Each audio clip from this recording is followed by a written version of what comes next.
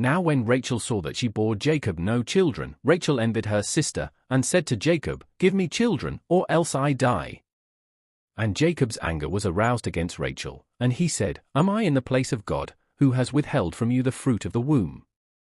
So she said, "Here is my maid Bilhah, go into her, and she will bear a child on my knees, that I also may have children by her." Then she gave him Bilhah her maid as wife, and Jacob went into her. And Bilhah conceived and bore Jacob a son. Then Rachel said, "God has judged my case, and he has also heard my voice and given me a son." Therefore she called his name Dan. And Rachel's maid Bilhah conceived again and bore Jacob a second son. Then Rachel said, "With great wrestlings I have wrestled with my sister, and indeed I have prevailed." So she called his name Naphtali. When Leah saw that she had stopped bearing, she took Zilpah her maid and gave her to Jacob as wife. And Leah's maid Zilpah bore Jacob a son. Then Leah said, "A troop comes." So she called his name Gad. And Leah's maid Zilpah bore Jacob a second son. Then Leah said, "I am happy, for the daughters will call me blessed." So she called his name Asher. Now Reuben went in the days of wheat harvest and found mandrakes in the field, and brought them to his mother Leah. Then Rachel said to Leah, "Please give me some of your son's mandrakes." But she said to her, "Is it a small matter that you have taken away my husband? Would you take away my son's mandrakes also?" And Rachel said, "Therefore he will lie with you tonight for your son's mandrakes." When Jacob came out of the field in the evening, Leah went out to meet him and said, "You must come in to me, for I have surely hired you with my son's mandrakes." And he lay with her that night. And God listened to Leah, and she conceived and bore Jacob a fifth son. Leah said, "God has given me my wages, because I have given my maid to my husband." So she called his name Issachar. Then Leah conceived again and bore Jacob a sixth son. And Leah said, "God has endowed me with a good endowment, now my husband will dwell with me, because I have borne him 6 sons. So she called his name Zebulun. Afterward she bore a daughter, and called her name Dinah. Then God remembered Rachel, and God listened to her and opened her womb. And she conceived and bore a son, and said, "God has taken away my reproach." So she called his name Joseph, and said, "The Lord shall add to me another son." And it came to pass, when Rachel had borne Joseph, that Jacob said to Laban, "Send me away, that I may go to my own place and to my country.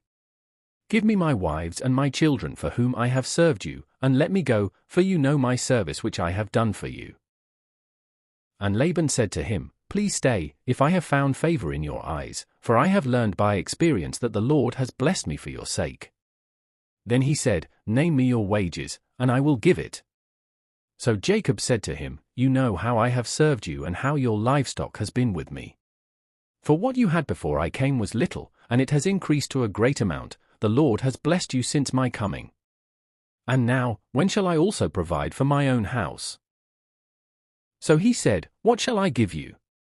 And Jacob said, "You shall not give me anything. If you will do this thing for me, I will again feed and keep your flocks. Let me pass through all your flock today, removing from there all the speckled and spotted sheep, and all the brown ones among the lambs, and the spotted and speckled among the goats, and these shall be my wages. So my righteousness will answer for me in time to come, when the subject of my wages comes before you. Every one that is not speckled and spotted among the goats, and brown among the lambs, will be considered stolen, if it is with me." And Laban said, "Oh, that it were according to your word." So he removed that day the male goats that were speckled and spotted, all the female goats that were speckled and spotted, every one that had some white in it, and all the brown ones among the lambs, and gave them into the hand of his sons. Then he put 3 days' journey between himself and Jacob fed the rest of Laban's flocks. Now Jacob took for himself rods of green poplar and of the almond and chestnut trees, peeled white strips in them, and exposed the white which was in the rods.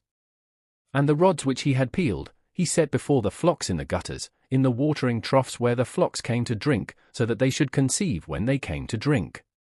So the flocks conceived before the rods, and the flocks brought forth streaked, speckled, and spotted.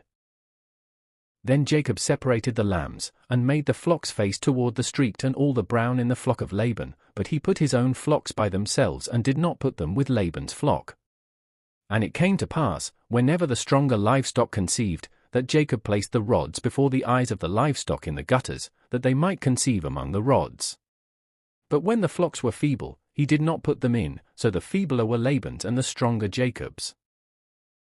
Thus the man became exceedingly prosperous, and had large flocks, female and male servants, and camels and donkeys.